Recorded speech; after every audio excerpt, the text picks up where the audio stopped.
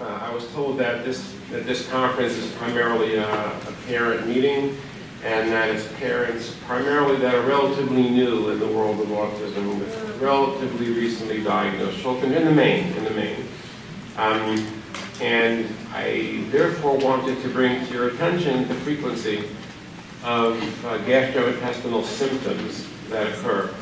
And Dr. Fry's excellent lecture is a segue into a lot of what I want to say, because the last part of Dr. Fry's talk dealt with the immunologic and autoimmune impact on the brain. So it's an inappropriate immune attack against parts of the brain, be it folate receptors or be it glial cells themselves. And what my particular interest is in this inappropriate aberrant immune attack against the cells that line the gastrointestinal tract. So again, it's just one more target of the abnormal immune system, and that's how you should view it in your head. So sometimes it's kind of difficult to put together all the pieces and see how they fit together. So the way that you can potentially put together GI disease, immune disease, and brain disease is that you have an upstream immunologic abnormality with multiple downstream effects on numerous organ systems of the body.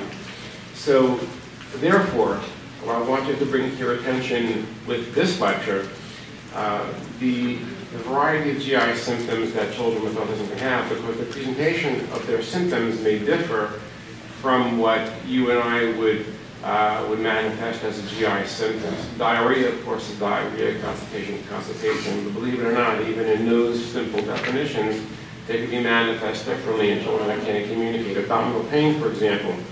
If your stomach hurts, you say, "My stomach hurts." And that leads to a series of algorithm-based workup, diagnostic interventions and workups. But if you can't vocalize that, then what do you do? And that's where many of you in this room are facing. That's what I wanted to go over with you, how the symptoms manifest and what do you do about them. And the very first thing is to pay attention to the patient. And no one does that better than the parents, the mothers in particular. In the disease of autism, we have the benefit of having multiple therapists involved, also speech therapists, and OT and ABA therapists, and a whole slew of people that come in and out of your houses. Or you go to their centers, and they have the best ability to observe changes. What they may attribute it to, or as causation may not be accurate, but their observation that something is amiss, that usually is spot on. So the first thing is to focus on what's happening, what the symptom is, by watching the patient very carefully. Abdominal pain is very common. How do you manifest abdominal pain when you really can't verbalize? And by the way, the idea of not being able to communicate as being a key feature of children with ASD is not limited to just their verbal inability. It's often manifested also as an inability to non-verbally communicate very basic symptoms. So, for example, I've had a number of patients over the years that had an appendicitis and even a ruptured appendix, who never put their hand on their abdomen. That's a universal symptom. Any culture, any language, anywhere in the world, your stomach hurts you, you go like this. But that is, in effect, the way that someone communicates. And when those circuits are damaged, then you'll have a diminished or absent ability to do that. So with that in mind, what are the symptoms that might cue us in that abdominal pain is occurring? Number one is excessive crying. It doesn't mean it's abdominal pain. It means something is wrong, most likely pain or unhappiness. Unexplained tantrums, again, not specific for abdominal pain, but it makes you start thinking about it. Poor sleep, waking up at night, or difficulty falling asleep.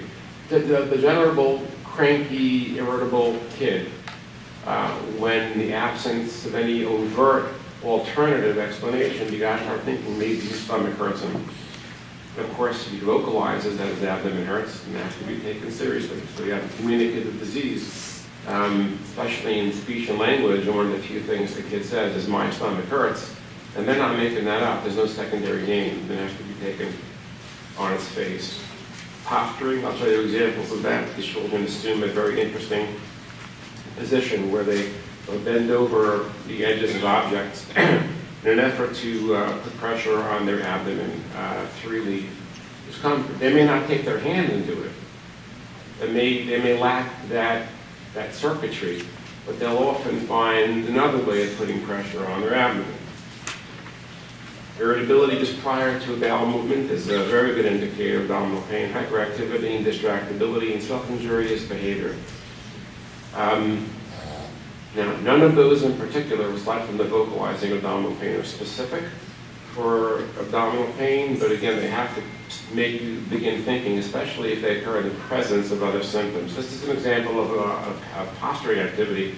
These are 4 different ways that children have learned on their own to manifest that their abdomen is hurting them. Now, can a child bend over the edge of a table or a couch? Of course, kids can do that. But when a good deal of their day is spent like this, when you try and interrupt that activity and they have a tantrum, that means that they deliberately want to do this for a reason. And that's a very strong indicator of abdominal pain.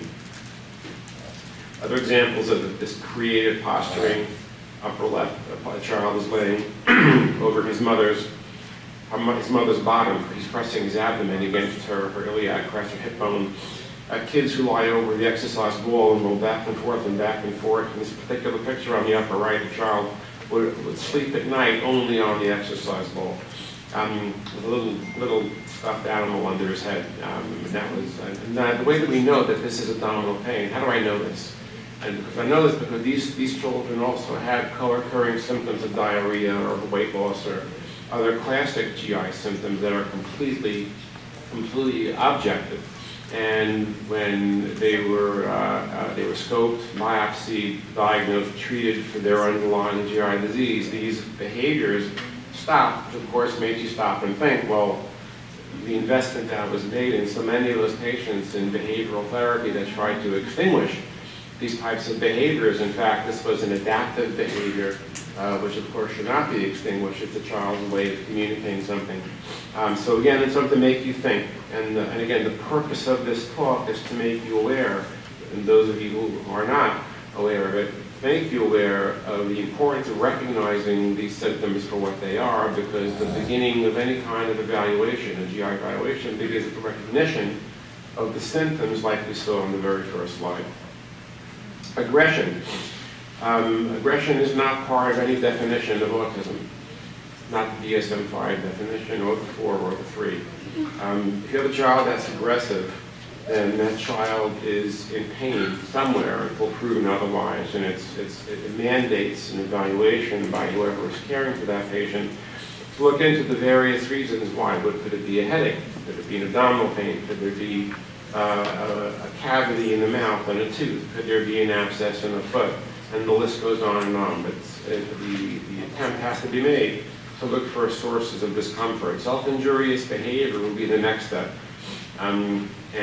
Here you have a child there's 3 different children biting themselves, banging their hands until there are scabs. I'm sure amongst the audience you have many children, I'm sure, who have these types of self-injuries and aggression. The child on the right would bang his head and knock himself into this state of unconsciousness.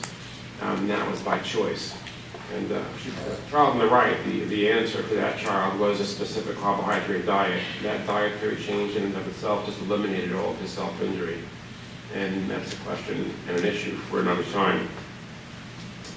How do we know, or has science ever tried to determine whether abdominal pain can be manifested, or pain for that matter at all, but abdominal pain as well, can be manifested as self-injury and aggression? So yes, there have been 2 papers that have done that, and these are the papers for your reading pleasure. You have them, I know, copies in the handouts, and you can look into that.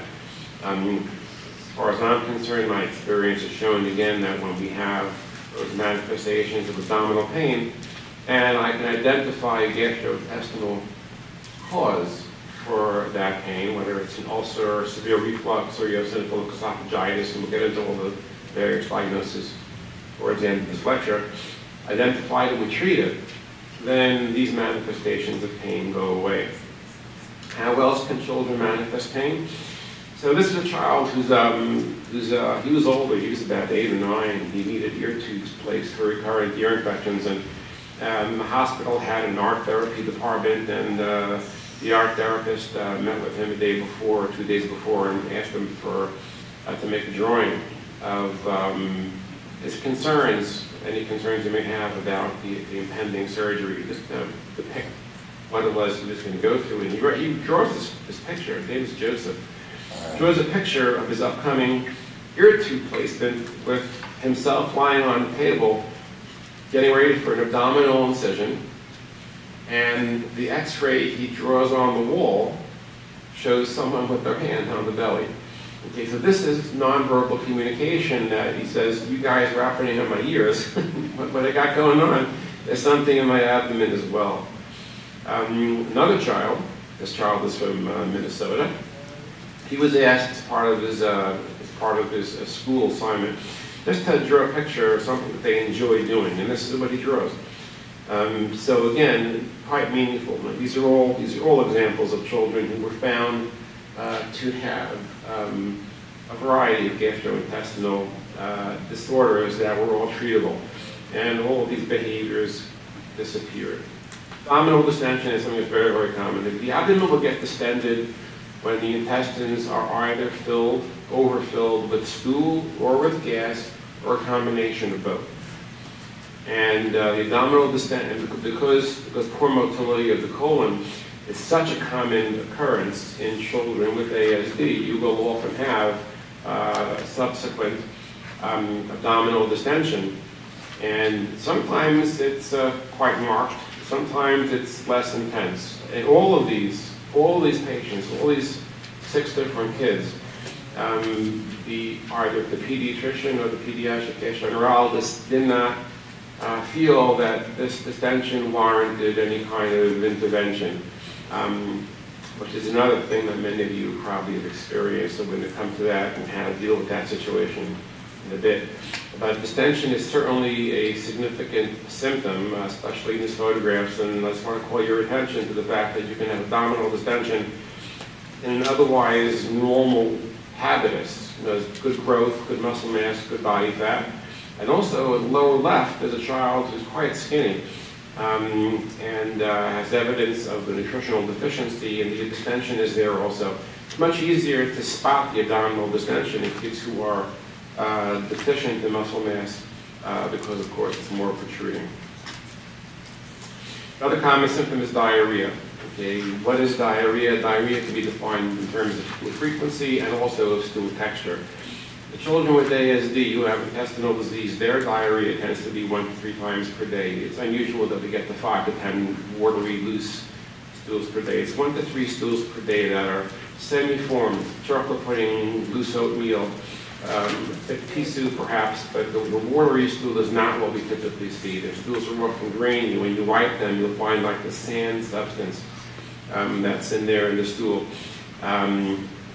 The stool color tends not to be brown, it tends to be more yellow or beige when they have active intestinal disease, particularly intestinal enterocolitis. The stool is very, very malodorous and foul-smelling. And although, by the way, all these symptoms, these stool descriptors, as I call them, these are all descriptors that that medicine, gastroenterology, acknowledges to be significant in other disease states as well. So these are not unique to this group of patients. These are all acknowledged abnormal stool descriptors. There's a code. There's a medical code for all of these descriptors. And these stools that are overly loose tend to be accompanied by the irritability tantrums. A lot of kids try and withhold the stool. More so, they actually try and get the stool out and they're unable to. That's something that's important as well. So if you think your child might be voluntarily withholding, I would urge you to look carefully and watch them, because often they're trying to poop but they can't. and their body movement often is the only way that you can tell. You often will see visibly undigested food in the stools, and critically, as opposed to the inflammatory bowel disease of non-autistic kids, autistic kids more often than not, it's very unusual for them to have blood in the stool or mucus in the stool. And those two components, blood and mucus, traditionally is thought of by gastroenterologists as almost necessary indicators of a Crohn's or an ulcerative colitis. That's not the case in these patients. You have intestinal inflammation almost always in the absence of blood and mucus in the stools. And that, by the way, is one of the reasons why when patients go with these symptoms to gastroenterologists who are not experienced in this disease, as soon as the question is asked, is there blood and mucus in the stool, and the answer is no, then the conversation is almost over. You see a glaze over the physician's eyes, and the conversation sort of ends over there. Well, in fact, that should be the beginning of an interesting journey. It's actually the end of most journeys. These are examples of the types of stool that we typically see. The light yellow color on the upper left. There's undigested food in the upper middle one. See if you can spot it. It tends to fill up the diaper. It often will leak out of the diaper. And for those kids who are potty trained, this is what the semi-formed stool looks like in a toilet. But again, we're not looking for the watery stool. On the flip side, and far more common, is constipation. Constipation, like diarrhea, can be defined as the texture of the stool and the frequency or the frequency of the stool. In the children with ASD who have constipation, the stool frequency is typically every 4 to 10 days. It could be that infrequent. And the abdominal distension, you can imagine the stool is being formed, but it's not coming out, so it stays there, you get larger and larger distension. When it does come out, it's very often either very large caliber, blocking up a toilet. Parents tell me they have to break up the stool before they can flush, otherwise it's going to block the toilet. Despite the large bulk of the stool, they're not overly hard, so it tends not to be painful to get out. It's difficult to pass because the motility of the colon, the innate ability of the colon to contract and expel stool, that is deficient in this disease for reasons that we're looking into when we've submitted publications. But what you see as parents is that you see a child is trying to push and push and push, and then when the stool comes out, this large mass of semi-formed stool comes out, and you wonder to yourself, why was it so difficult to pass the stool? And the answer is because the innate motility is deficient. And then these kids with constipation have pain and overall irritability. And then there's often alternating periods of constipation and diarrhea. Constipation is by far the most taxing problem that I face on a day-to-day basis when working with these kids. The other symptoms are relatively easy to treat.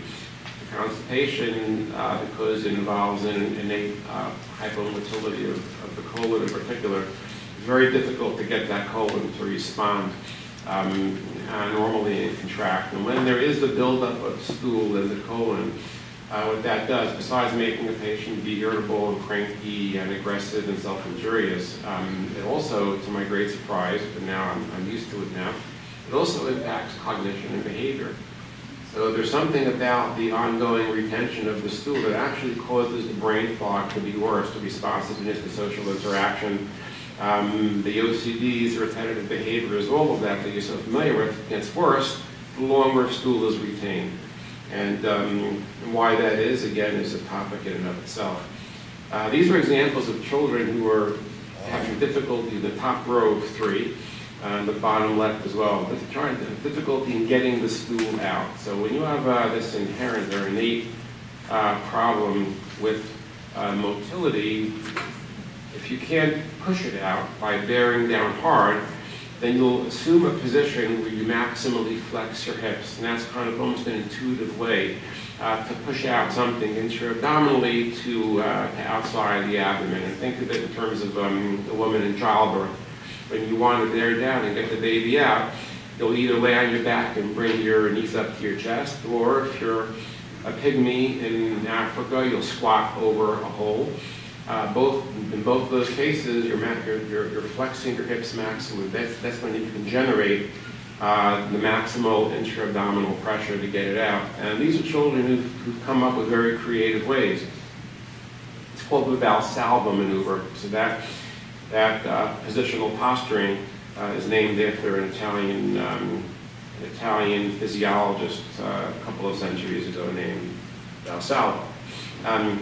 The lower middle photograph is you're looking into a toilet and seeing this huge amount of stool. It's large volume, but if you see it's springy and snake-like, which is also another descriptor, a stool descriptor that indicates GI pathology.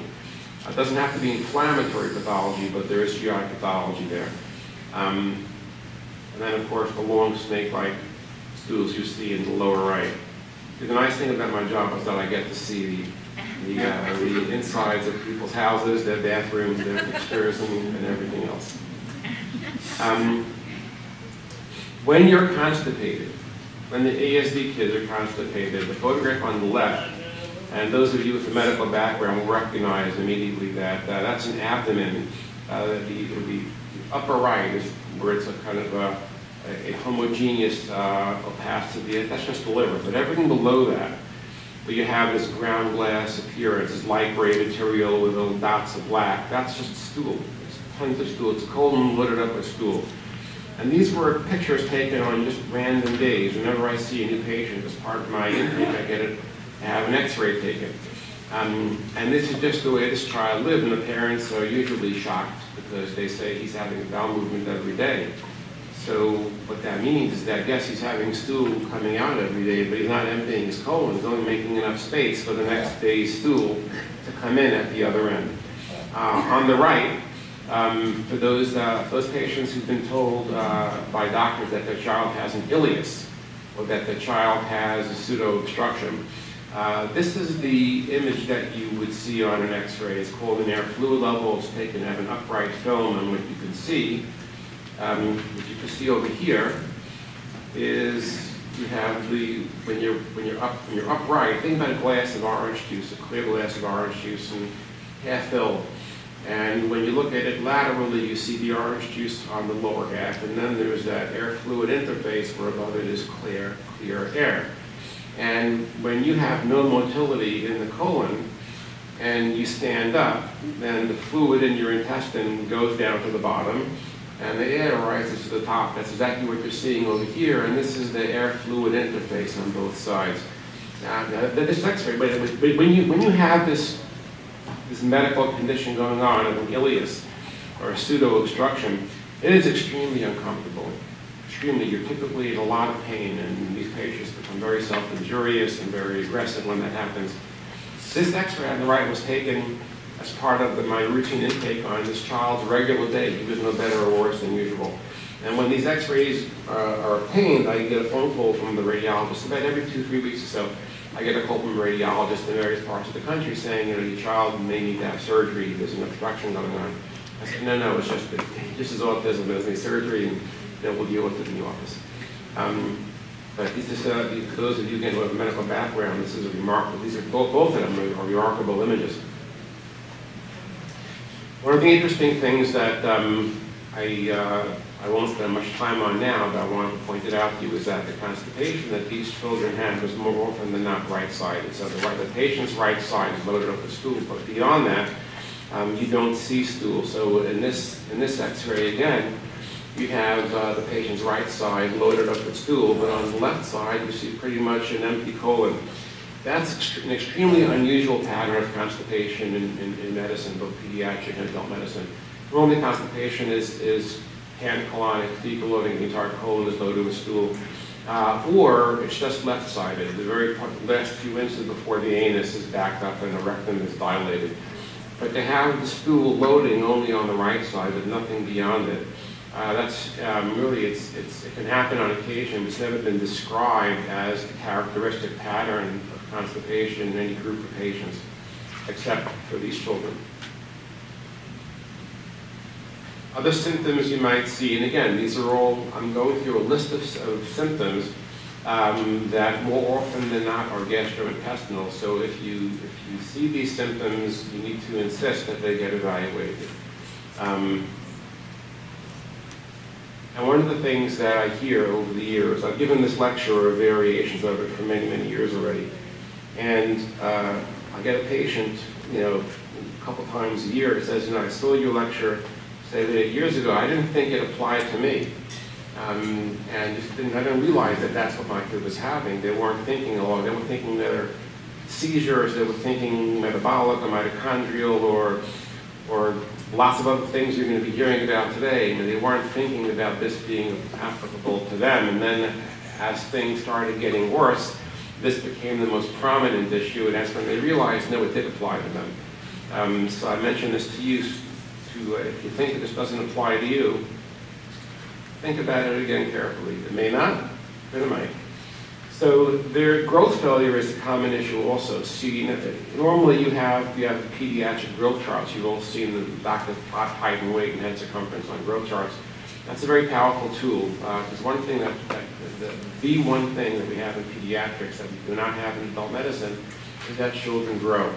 And they grow at a predictable rate. And if there's deviation from that, whether it's a deviation from a given child's previous growth trajectory, or whether it is an ongoing long-term core growth that's clearly beyond 2 or 3 standard deviations of the mean, then that is always an indication of some sort of pathology, and it requires looking into. So with ASD, we find that more than 25% of patients are in the lower 25 percentile weight for age. And by definition, the 25% of patients you see should be in that lower quartile.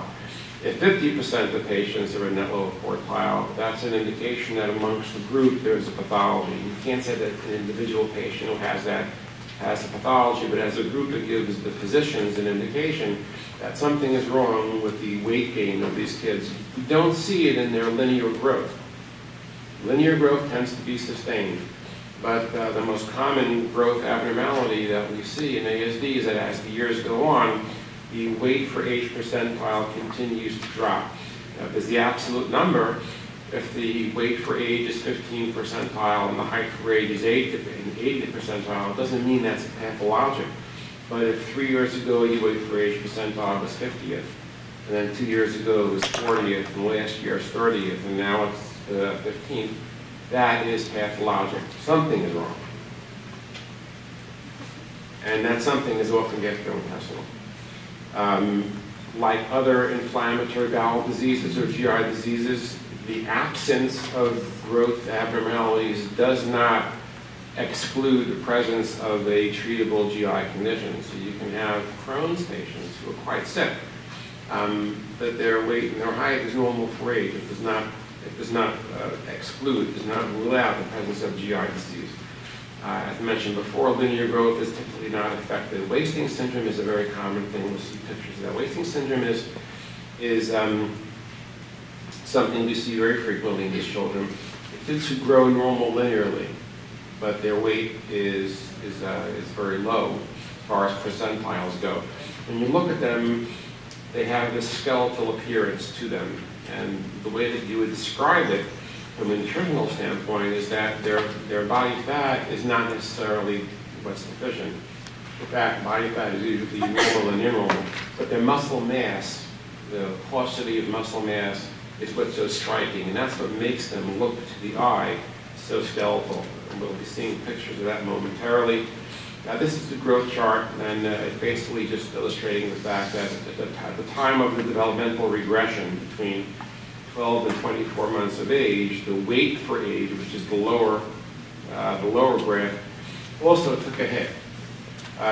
This is not what we usually see, but because it's very illustrative of the point that I'm making, I wanted to include this. At the time of the developmental regression, between 12 and 24 months of age was the same time where there was growth failure in weight, but not in height.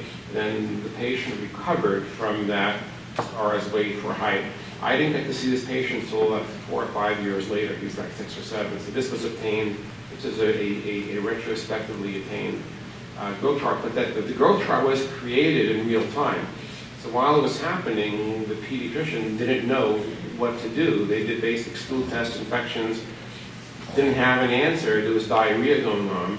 And then that doctor was thrilled that whatever was wrong tended to right itself. And in fact, what was happening is that whatever was causing the regression, whatever immunologic activity was causing this regression, also impacted the GI tract. The wasting syndrome, this muscle mass deficiency, is seen in all these. These are 4 different children. We see it earliest in the thoracic muscles, the pectoral muscles, the intercostal muscles. Left untreated, you'll start seeing it in the extremities. You'll start seeing between the hip and the knees almost a straight line, as you can see in the next to last picture on the right. This is taken in the endoscopy unit. And there is no muscle definition. And picture on the right, of course. And I have a large collection of these photographs. And this is fascinating because if the reason for this is purely gastrointestinal, you would see an eventual delay in their linear or height growth trajectory.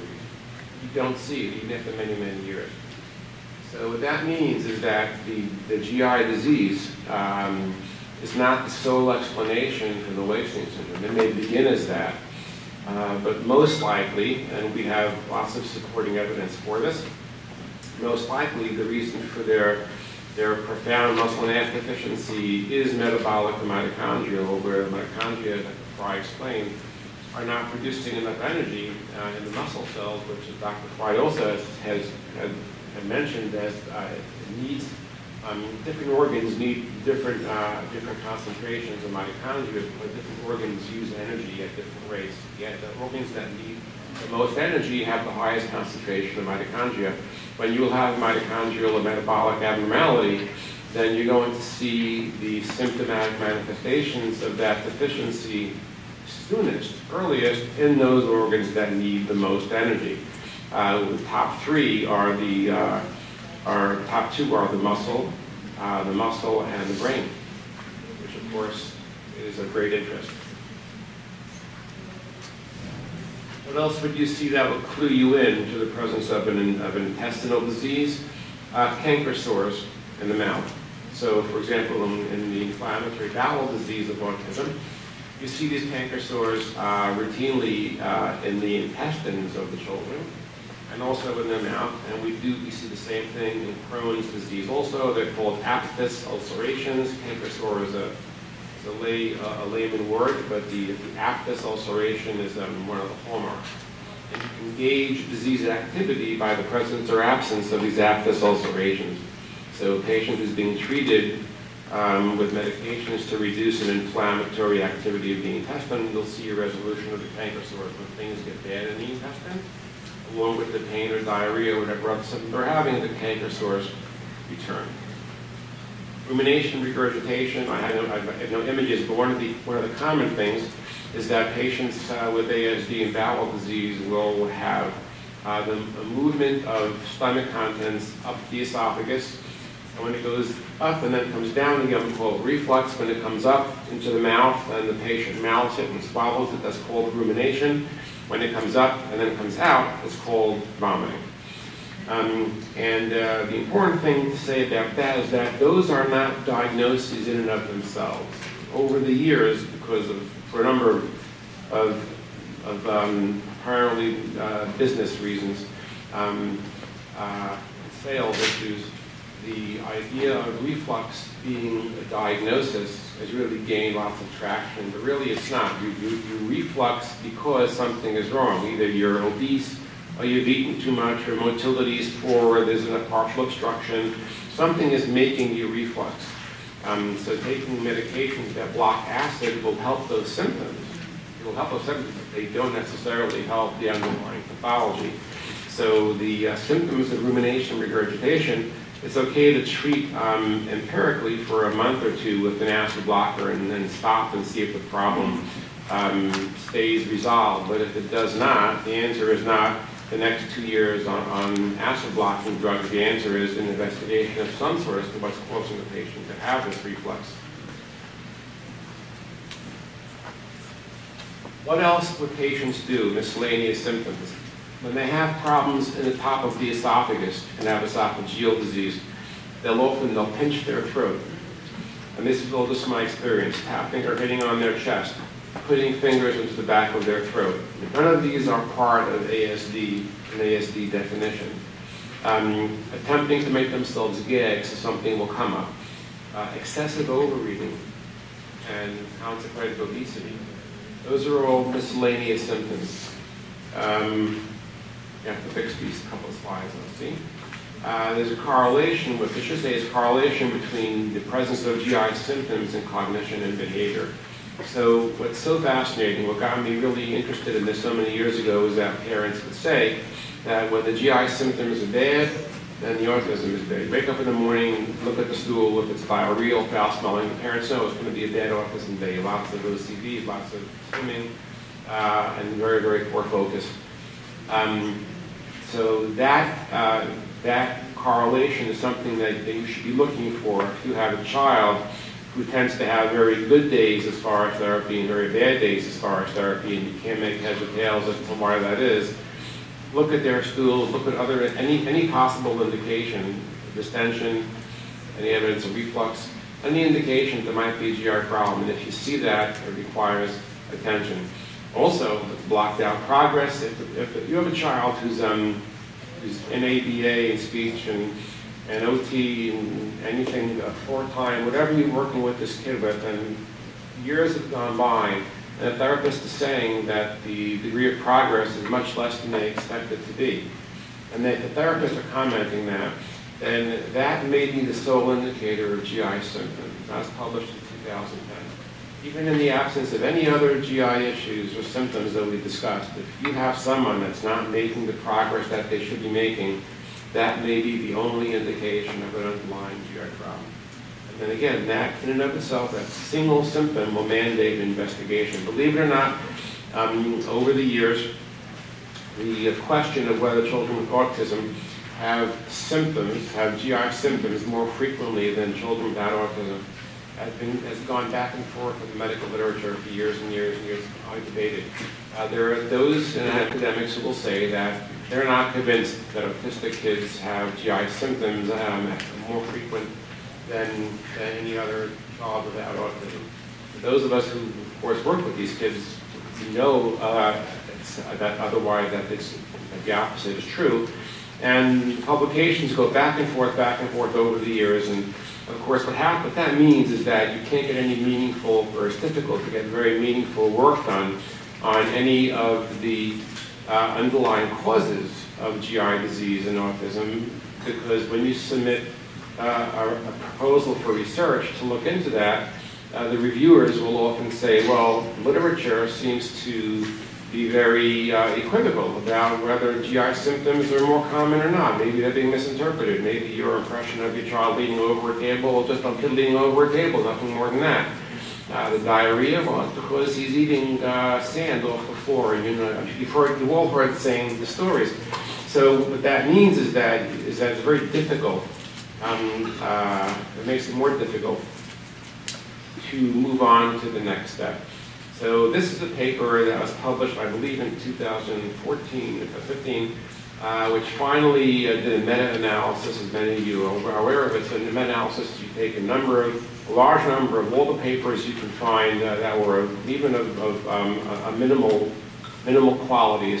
They met a certain low criteria of quality.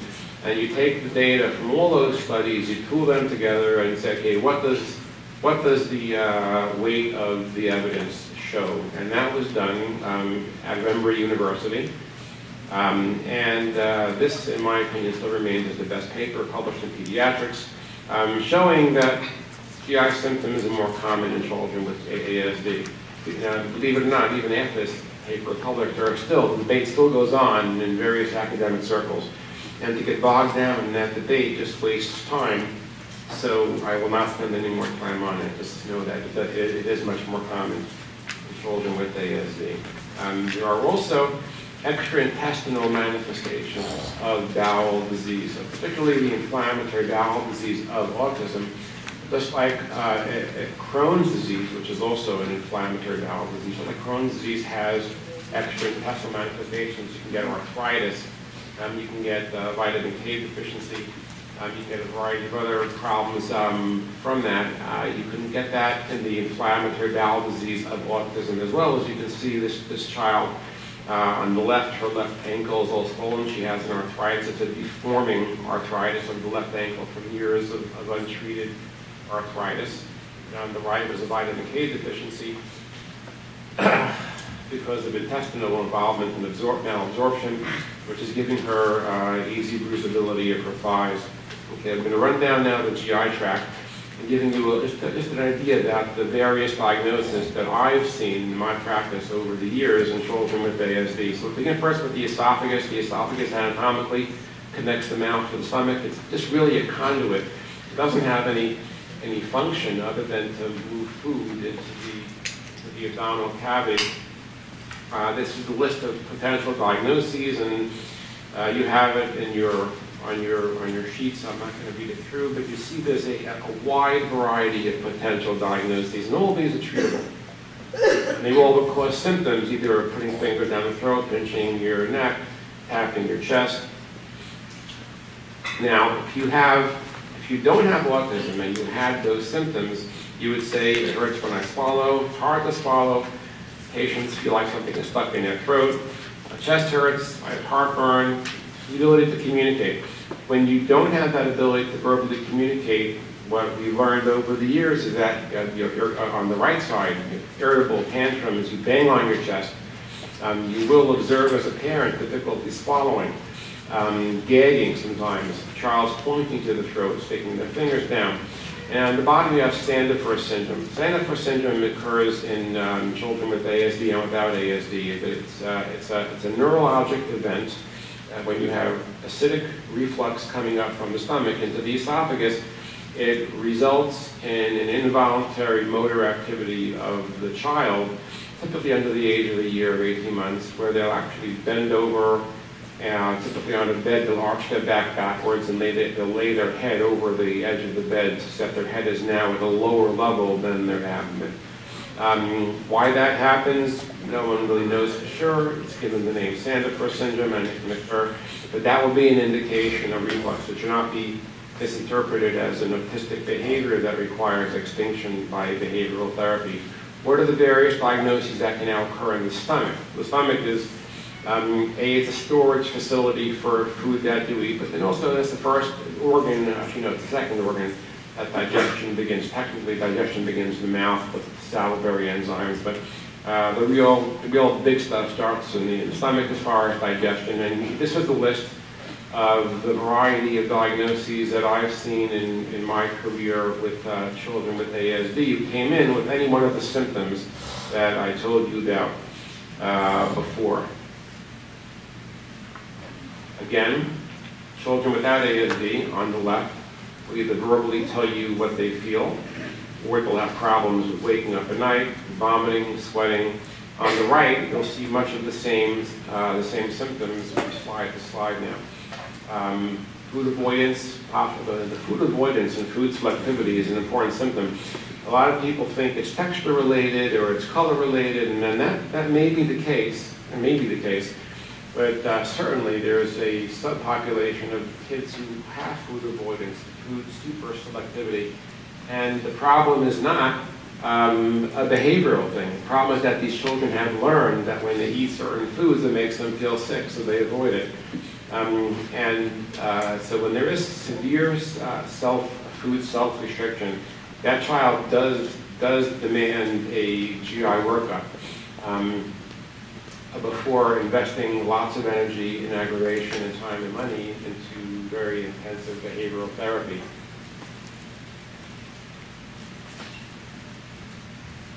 Then you move down to the duodenum. The duodenum is where the stomach empties out into the very first part of the small bowel. The very first part of the stomach bowel is called the duodenum. And again, on the left are what a patient with duodenal disease would say, or the symptoms that would happen to them. So the top part of the column is what the child will subjectively say. The bottom half are the symptoms that you can objectively see when you observe them. So the objective observation is the same whether they're ASD or not. Problem sleeping, vomiting, sweating, etc., diarrhea, but their complaints, their verbal complaints, are of course what would be different from someone that can communicate verbally. And again, if patients have got that ability, it manifests in much of the same behaviors from slide to slide. As you move further down through the intestine, beyond the duodenum, you get to the jejunum and you get to the ileum. And here is a list. And again, we're not going to go through each diagnosis because each one is a story in and of itself. This is a list of things, again, that I've seen over the years as the explanation for the GI symptoms. I just want to pull your attention to one of them, this bacterial overgrowth of the small bowel. And that, like reflux, should never be taken as a diagnosis in and of itself. So if your child is diagnosed with small intestinal bacterial overgrowth, usually on a breath test is the way that we know it's there as a diagnosis, or an endoscopy, and you actually grow the organisms. Either way, if that happens, you can treat the immediate issue of excessive bacteria with an appropriate antibiotic. But you must ask the question, why is this child having overgrowth in their intestine? That's not a normal activity to happen. Usually when you have overgrowth of the bowel, it's due to a motility disorder. When the bowel's contracting and pushing things forward, you don't have the opportunity for stasis and overgrowth.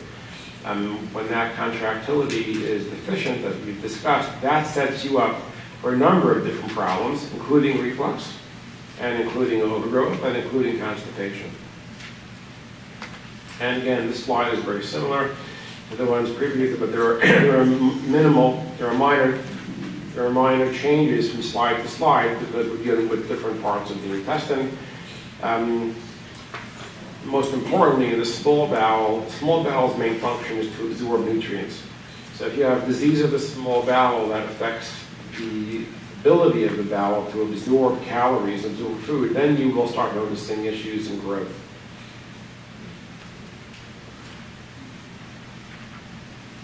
Again, this is a variety. Now, at the end of the small bowel is the anatomic region called the terminal ileum, which is of great interest to gastroenterologists because that is where you have the highest concentration of immune cells.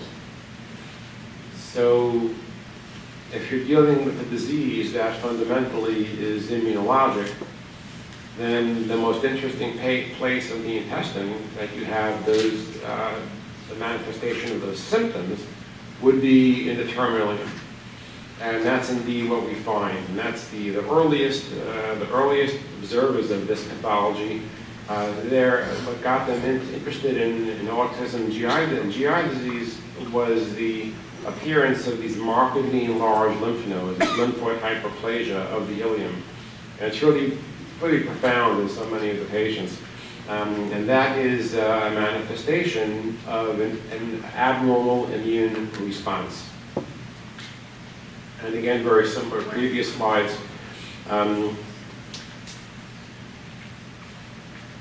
Here you begin having the issue of stool urgency.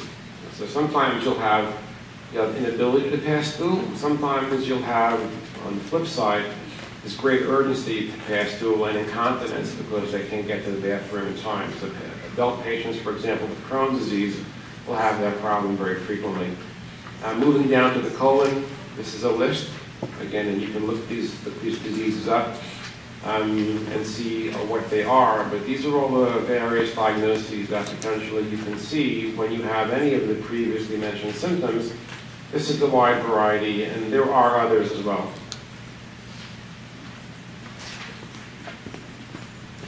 Okay, so the slide you're all waiting for. Okay, so what do? You have all this knowledge now about all the things that could be going wrong. You have your child that has some of these or all of these or even just one of these symptoms, and you're wondering if that child has any treatable GI disease. So what do you do when your child has any of these symptoms, including the last one, not making progress in their therapy as they should? Go to Austin. Go to Austin is one thing. Okay, that's always one. And I will accommodate any patient that wants to come. You'll never hear that you have to wait 6 months. We'll find room for anyone that wants to come. So that's never going to be an issue that you should consider. The biggest problem about coming to Austin is traveling there, and some of the kids just can't travel. We have solutions even for that scenario. If you name me the problem, tell me the problem, and we'll tell you the solution we've developed over the years. But for the kids who can't travel, we typically will sedate them for the trip. So they're not completely unconscious, but they're sedated enough that they can sit there on the plane for 3 to 4 hours and not cause trouble. But what you do, and this sounds so simple that you wonder why I even have to say it, you approach that child the same way you would approach any other child with the same GI symptoms. No different. So don't let autism get in the way. And that's what happens even amongst excellent gastroenterologists.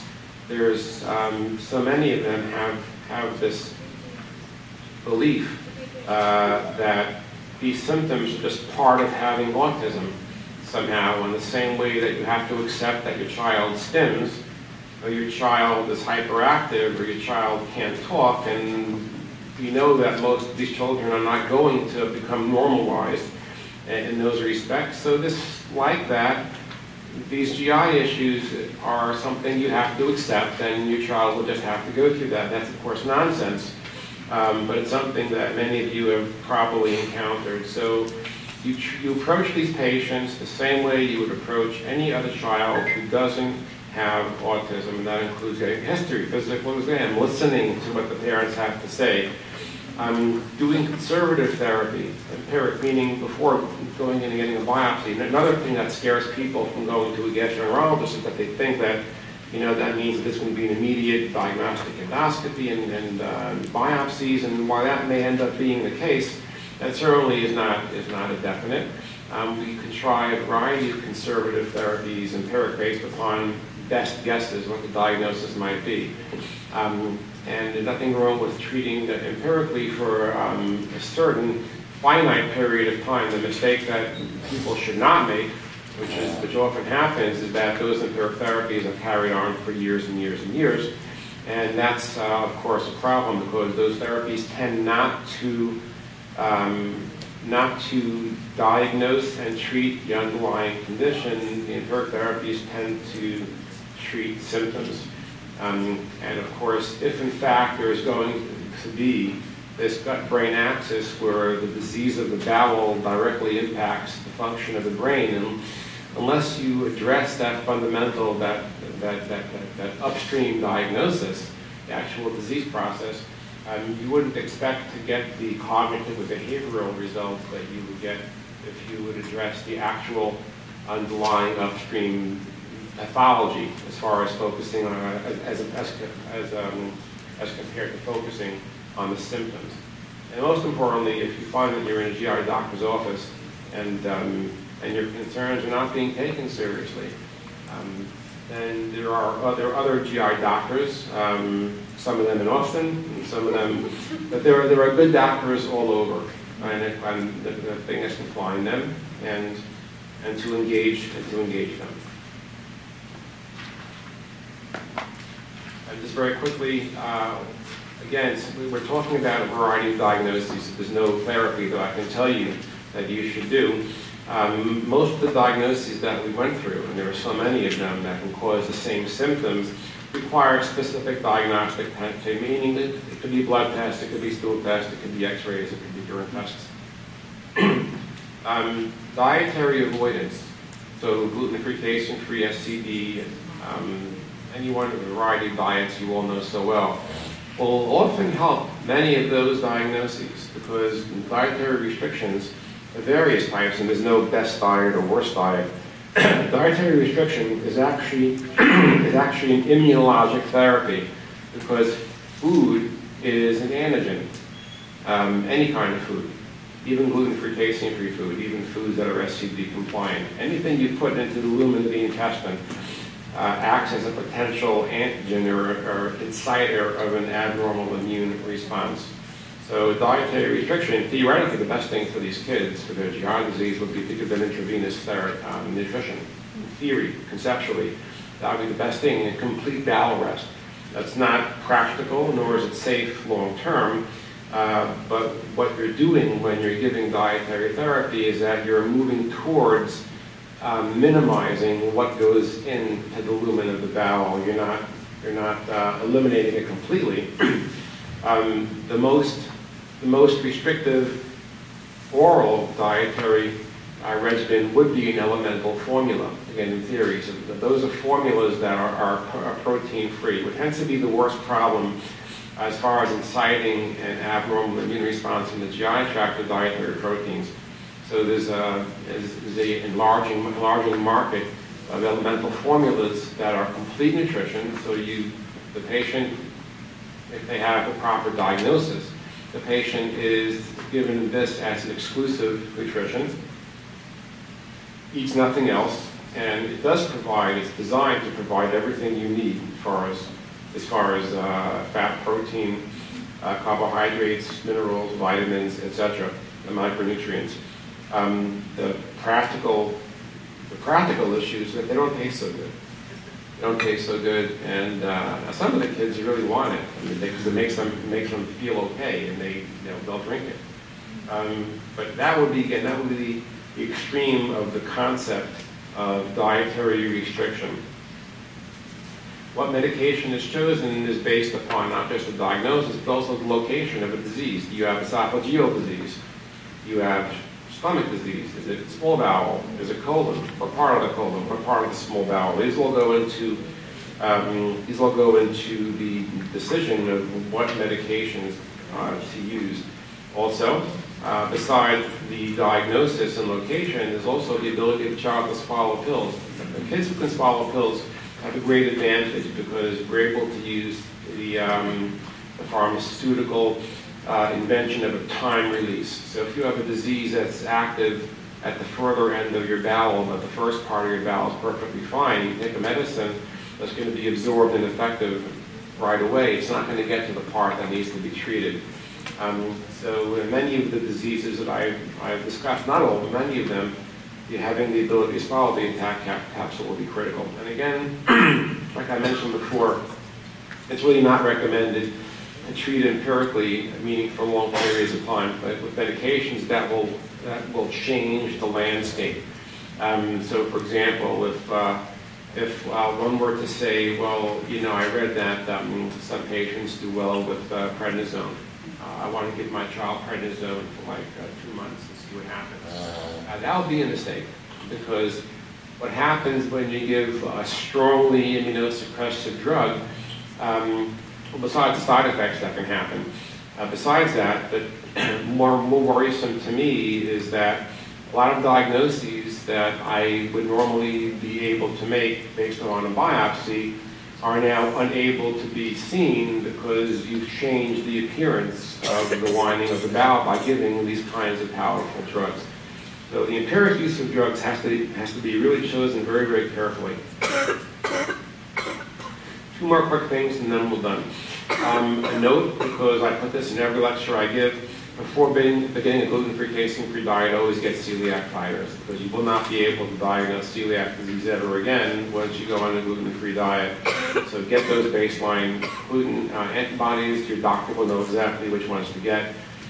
And the important thing about identifying GI disease and treating GI disease is for the simple purpose of improving a patient's quality of life. We don't yet know.